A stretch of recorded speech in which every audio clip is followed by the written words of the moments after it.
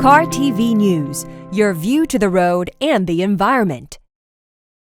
전남 신안군이 국립생태원과 공동으로 국립생태원 연구시설에서 인공증식한 멸종위기 야생생물 2급 창달팽이 20마리를 신안군 홍도 원서식지에서 방사했습니다. 환경부 국립생태원 연구팀이 이번에 방사한 개체는 등껍질 길이가 1.5에서 2cm인 가장 건강한 준성체 20마리입니다.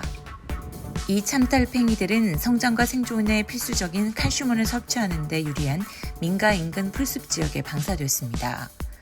연구팀은 방사되는 참달팽이 20마리에 우선 개체 식별장치 발신기를 부착하고 동면이 시작되기 직전 활동 시기인 10월까지 한 달 간격으로 야생 적응 여부를 확인할 계획입니다. 또 야생에 서식하는 20마리에도 발신기를 부착해 이들의 월별 생존, 성장률, 이동 특성 등 데이터를 인공증식해 방사된 개체와 비교 분석함으로써 야생 적응성을 평가할 예정입니다. 이번 소식 역시 지난해 소백산에 방사됐던 멸종위기 야생생물 소식입니다. 지난해 소백산에 방사됐던 멸종위기 야생생물 1급인 붉은 여우가 200km 거리를 이동해 부산 해운대 야산에서 발견됐습니다. 최근 부산 해운대 한 야산에 지난해 12월 소백산에 방사됐던 2살배기 수컷 여우가 나타났습니다. 이 여우는 최초 방사지인 소백산 일원에서 머물다 동해를 거쳐 태백산맥을 따라 내려와 부산 해운대구 한 야산에 한 달 넘게 서식 중인데요. 국립공원연구원 관계자는 여우가 이곳에 정착한 이유에 대해 야산 곳곳에서 발견된 길고양이 사료 덕분이라고 추정했습니다. 때문에 주민들이 먹이를 챙겨주는 행동은 삼가해야 한다고 지적했습니다. 주민들이 주는 먹이에 익숙해지면 계속 민가 근처에 머무르려 하고 야생에 적응하는 데 실패할 수 있다는 겁니다.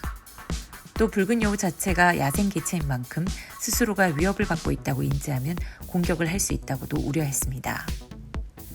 환경부는 여우를 포획하기 위해 GPS로 24시간 위치를 추적하고 있고 야산 일대에는 무인 감지 카메라 10대를 설치했습니다. 또 해운대구 일가가 로드킬 등을 당할 위험이 큰 만큼 서식지로는 적절치 않다고 판단해 여우를 포획한 뒤 다시 경북 영주로 보낼 예정이라고 밝혔습니다. 다음 소식은 우리나라에서 그동안 서식이 확인되지 않았던 미기록종의 발견 소식입니다. 국립생물자원관이 제주 마라도에서 갇힌 큰부리 바람까마귀 한 마리를 처음으로 발견했다고 밝혔습니다. 큰부리 바람까마귀가 본래 이름은 아닌데요. 국내에서 처음 발견돼 정식 명칭조차 없어 가칭을 붙였을 정도입니다. 큰부리 바람까마귀는 태국과 베트남, 미얀마 등 동남아시아에 주로 서식하는 아열대성 조류이며 우리나라에서는 서식이 확인되지 않은 국내 미기록종입니다. 국립생물자원관은 이 까마귀가 동남아 안에서 월동지로 이동하다 길을 잃어 마라도까지 온 것으로 추정하고 있는데요. 전문가들은 기후변화로 우리나라 기온이 점점 올라가면서 앞으로 이런 아열대 조류가 우리나라를 더 많이 찾아올 가능성도 높다고 전망했습니다. 길고양이 먹이를 찾아 소백산에서 부산의 야산까지 이동한 멸종위기 야생생물 붉은 여우 소식 전해드렸습니다. 길고양이 먹이를 챙겨주는 캣맘들에 대한 따가운 시선이 있습니다.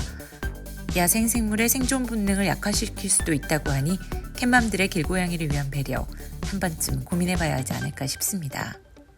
교통뉴스 장미입니다.